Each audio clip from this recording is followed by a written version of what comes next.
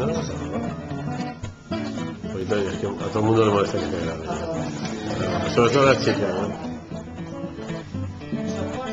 Ya entramos, hablamos de medios, para la rehabilitación de medios, veremos que la televisión para que los satisfechos que pase,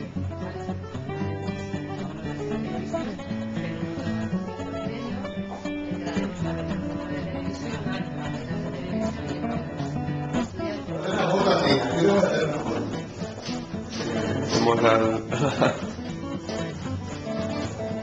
¿El vídeo? el vídeo, luego está la foto. La salí foto de un vídeo no sale mal. Sí, que sí. 25 fotografías por...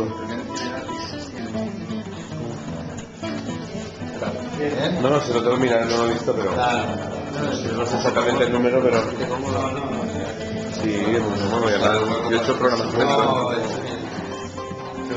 Para validar un concepto, si tengo gente afín a ese concepto. claro, sobre todo porque muchas veces que hacemos lo que pensamos en base a lo que no sabemos. No ese es el problema. Y después te toca una marca que es inmigrantes y dice, me voy a poner su piel, pero es que no puedo. No puedes. Entonces, si tienes determinadas pautas tal que te van a dar.